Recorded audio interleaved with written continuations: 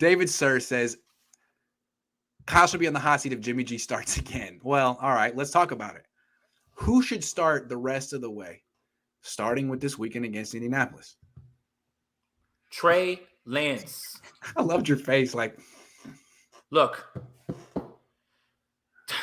aside from a few offensive linemen, this is the team that you're going to have largely in place.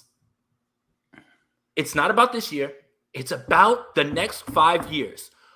Why would you waste time with a guy who's not going to be on this team next year? Will not. One way or another. Or shouldn't be. What the hell do I know? Because at this point, they'll run it back with Jimmy for 3 years. And you're not going to start the process and get these guys acclimated to playing with the guy who is going to be here for 5 years, that you sacrifice and mortgage the future for. What are you doing? This isn't a Super Bowl contending team with Jimmy Garoppolo. Look me in my eyes. Not a Super Bowl contending team with Jimmy Garoppolo. It's not a Super Bowl contending team with Trey Lance. There's maybe a playoff team with Trey Lance. But start the damn development. Stop messing around. Can we knock it off? Jimmy Garoppolo is who he is. He's not changing. He's not going to get better.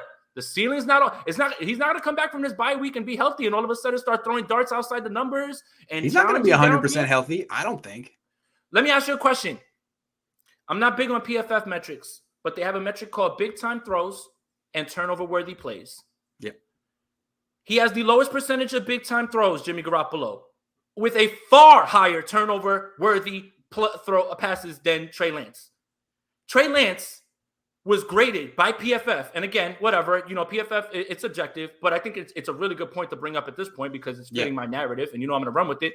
Trey Lance was graded higher than any start that Jimmy Garoppolo had this year. First start.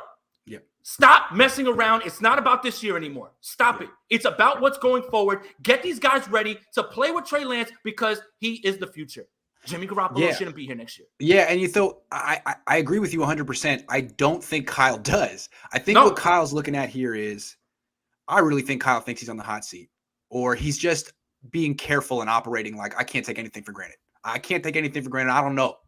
So I need to win every game. And I can't tell him he's wrong. Maybe he is on the hot seat. Maybe Jed's told. Imagine working for Jed. That'd be kind of weird. That'd be kind of scary. But I think where Kyle's wrong here is he then takes it a step further and says, all right, well, Jimmy gives me my best chance to win. I don't know about that, Kyle. I don't know about that. What would the game have looked like against Arizona had Jimmy started, man? I mean, I actually think Trey gives you a better chance to win right now because he improves your pass protection. He gives you bigger plays, ground and on the ground and through the air. It's just if you would put him in your offense and stop messing around and let him just do the stuff you call for CJ and Jimmy, I think it'd be real clear. So I think, Kyle, if you want to save your job, you want to make the playoffs, you want to maximize this team's potential, okay, go to Trey. Right? But not the Tim Tebow offense, Trey. That was whack, whatever that was against the Cardinals. So, Grant, remember when you asked the question, I believe in the offseason, you asked me what would be a successful season for the 49ers, right? It would be making the playoffs, maybe, or just having Trey Lance develop and ascend. Yeah. I want to see the ascension towards the end of the year. I could live with a 10-7 non-playoff berth season if Trey Lance is developing and gives you glimpses of what the future is going to look like. And I got to think that Jed York could live with it too. How do you fire a head coach who's making progress with a rookie quarterback? Be like, oh, you're out, new system, that'd be dumb. Even Jed wouldn't do it.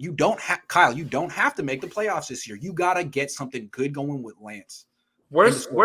Worse than being an offense that can't move the ball, basically. With Jimmy Garoppolo, this offense is boring.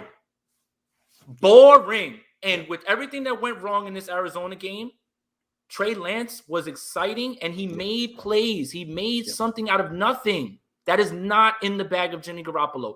Get this team ready for the Trey Lance experience because he's going forward, and start it right now.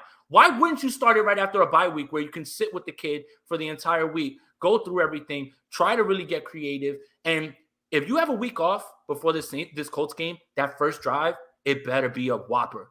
You better come out and you better hit the ground running. There is no time for any sort of slow start anymore. If you really wanted Lance to succeed, here's 2 weeks to get him prepped to play a bad team at home on Sunday Night Football. This is his introduction to the football world. Get to know Trey Lance. He's going to kick ass tonight. he's going to whoop the Colts. We're going to win, and we're going to have an excuse to stick with him. But if you sit him and start Jimmy, then Jimmy will probably win in his modest way, and you'll have an excuse to keep Trey Lance on the bench, which, again, is counterproductive.